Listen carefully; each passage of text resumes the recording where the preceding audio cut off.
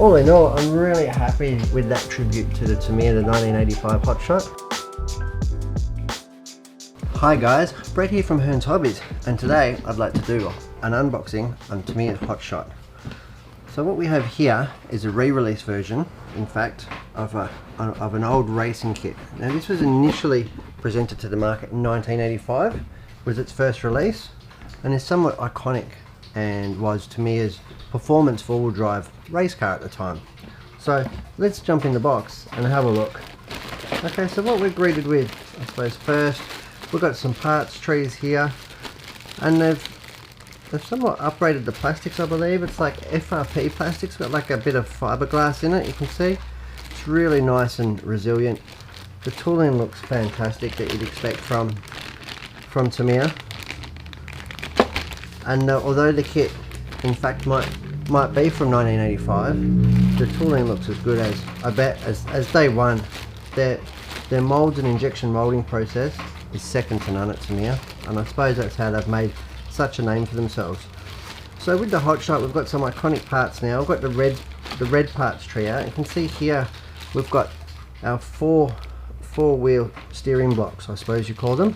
So that's the front and the rear, and they use that to, well sorry, not front and rear, you've got left and right there, and there's our rear ones. Now the red obviously was something really cool and trendy at the time. We've got our upper shock mounts here. We've got some of our transmission caps and various goodies in there. The rear hubs look absolutely beautiful. Oh, look what we've got here. They're really good and synonymous with Tamiya. The big bumper bar and support. Now that's in their finest gloss black plastic, you can see. And really iconic. So back in those days, I used to put large bumper bars on the race cars. And that's how they were. And here we have the super cool Tamiya figure. Now this is like one I opened earlier in the frog. It's got the driving lights that they had with this kit, and we've got a couple of different outfits for the racer guy. Really cool. In the same bag here, another white parts tree, but it's actually a different material, is the Servo Saver, and that's a high nylon content plastic to make it extremely rigid but supple at the same time. So it's not very brittle, and in fact it won't snap easily, but it also has a certain amount of give to it. Here we have another red part tree. Looks like we have our special triangle wheel hexes, if you will. So they go in the cross pin of the drive axles, and that's in fact what the wheel will screw to, locating it onto the axle, the stub axle there. We'll look further, and we've got these super iconic pin block tyres. You can see we've got wider ones for the rear and a little bit narrow ones to the front. No different to the four-wheel drive racing cars that we have today. I'm going to go further and open it. Really lucky that these kits actually come with the ESC. So that's going to be the ever popular TBL2 unit, and that will have both provisions for the brushed 540 motor all the way down to potentially the Sport Tune 23 turn. But it's also, the beauty about this speed controller is it's also brushless compatible, so it can actually go into censored brushless mode, and you can put a high wind brushless motor in there, like a 21.5 or something. Here we have the white wheels, which are really cool, and if we can have a look on the back, so they actually used, you can see here they don't have any pins or locators, but they did in fact use the holes on the dressing of the wheel to locate it with those triangle axles that I said before, the hub adapters that I said before. There were 3 of those will go into the wheel holes, and that'll be the locator. So quite ingenious and very well presented. Oh, now we're onto the body. Now what's really cool about this body is in fact they have still used the original tooling. So it's got the part number here, and then it's got 1985 Tamiya. So that is really cool, almost like a piece of history. And it's got its really small wing. I've gone to the trouble of pre-drilling these wing for us, but yeah, so, and again that's got 1985 stamped into the wing assembly. So really cool. And this is a body that was to wrap over the chassis, and the driver's head and roll cage was poking through the top there. Super cool. And here we have the tub for the chassis. Now the genius thing about this part is that the chassis is effectively one piece, one unit. And what they did on the Hotshot 2 that they've actually done on the re-release version is they've put a door in the top of the chassis here, if we can see, and that was to allow at the time for you to change your receivers for racing. Change your crystals for racing, because back in those days we didn't have the 2.4 gigahertz and the secure channels like we do now. But back then we had the crystals, so we had to constantly change and accommodate different racers with different crystals in our radio to ensure that they didn't interfere with each other. And here we have a super quality Tamiya sticker sheet, really quite iconic, the Tamiya stickers. And they've even gone to the trouble of including some of the caution hot stickers, because originally this vehicle would have been fitted with the Tamiya three-step mechanical speed controller. And that was in fact pretty unique to this car, because it was actually the resistors, the little white square resistors that we were used to, they are encased into a little alloy cylinder holder. So, and they've actually replicated that. So they've replicated those, the dummy heat sinks, to really hark back to its original ancestry. I'm just having a look into the instructions now, and again from Tamiya, you've absolutely got this very typical Tamiya quality, where they've got the scale of the parts, each individual one here. So as you're building it, it's a very common across these models is the Tamiya diff with the 3 bevel gears and the 2 side gears on it. Not the most durable, but still very smooth and quite good for the time. And as long as you're not repetitively going backwards and forwards, it should offer you really good and quite smooth operations. I can see here as well that they've actually changed the drive shafts. So what I'm going to do here, I'm going to open up the special parts box.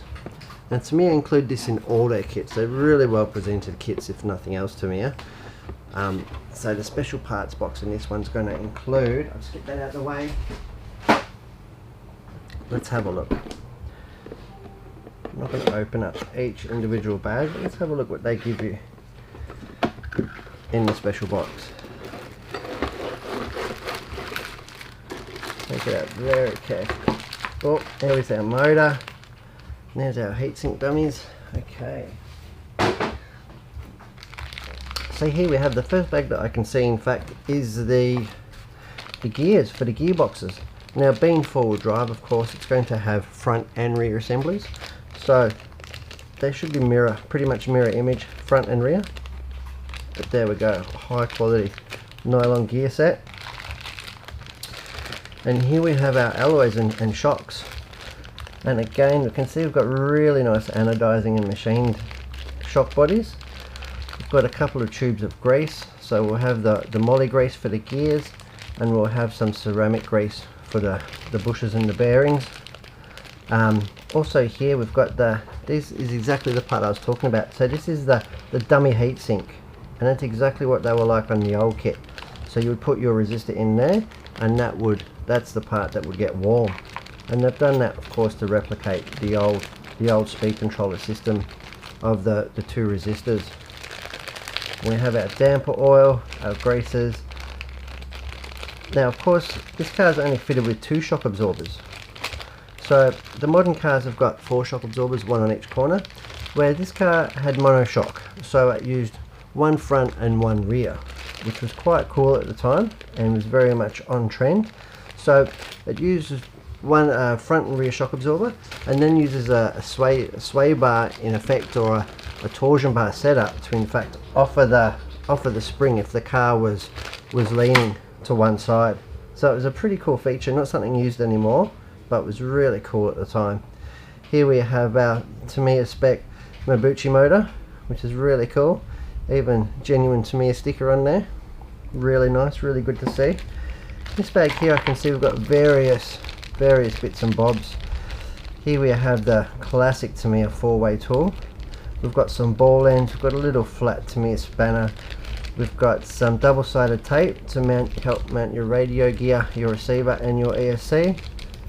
Body clips and zip ties. And here we have out of the packet some beautiful steering hubs. Absolutely fantastic. And they use these all the way through, I believe Top Force and things like that into the early 90s. In fact, used the same steering hubs on there. Here we have a hardware bag, very familiar self-tapping screws. Being a typical re-release Tamiya, it is predominantly all self-tap into the plastic. And these ones here, or these machine thread screws, these will be for the metal and the alloy components of the car, gearboxes, that sort of stuff. Wow, it looks like they've even upgraded the center drive shaft here. I'm sure it wasn't like this on the original kit back in 1985, so it's a rather large two-pin dog bone assembly, the center drive shaft, and it looks like it's alloy, so that's really cool. And here's the drive shafts here. So they used to have a different scenario into the diff out drives with the diff, but I can see here that they've gone for a conventional style two-pin dog bone front and rear. In this bag also I can see that there's the bevels, the cast gears for the bevel diffs. I can see the out drives, and I can see the pinions, and they've actually included 2 pinions in this. So of course I'd have to read the instructions, but it looks like they've given us 2 gearing options, which is really cool. Tamiya often give you options with things like that. Here we have more of the nylon bushings. And if you were serious about running this car, you probably would just build it with ball bearings, but a lot of these cars that get built these days would purely be a shelf queen and put to the side. Here we have a small piece of the FRP, the fiberglass of the day. We have the receiver cover here. You can see that metal cover here, that's that flap I was talking about in this top piece of the chassis, and various other hardware. Here we have the antenna tube. Well, it's not even a tube on these cars. This is in a nice alloy tube that we used to run and wind our antenna wire up and over before we used a straw type of plastic that we'd feed the wire through the middle. So that's really cool. The antenna stalk, various bits of hardware. Here I can see the body posts and ball ends. Really cool, really clever machine, and the attention to detail is second to none on this kit. And being one of Tamiya's top line competition cars at the time, I can see why. And here we have the front and rear suspension arms. In fact, these are the rear ones, upper and lower, what I can see. And for their time, they are super strong. And can see why these cars were so strong back in the day.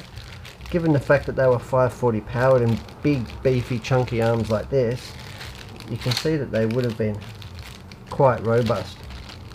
And here we have similar, I suppose, to a pillow ball arrangement on the front arms.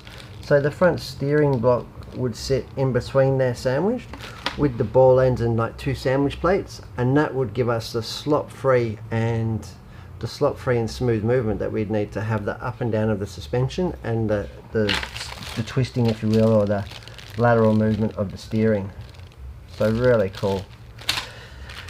And finally, we're coming to the last 2 bags here. Again, just screws, hardware, quality little grub screws. And here we have the roll cage mesh. That is super cool, and I wish that they'd do that on more kits now. So really, they did really aim these cars to be quite scale of the Baja buggies of the time. And they of course had the exposed roll cage, if you will, the driving position, with the window netting on the side there to protect them. So that is a real cool look and cool feature add. Here we've got some foam again, probably for part of the electric install. We've got some heat tape there, that's probably to protect the chassis or the transmission from the motor itself, because it's all encased within the chassis. And our last little RCD bag here has got our wheel nuts, we can see there.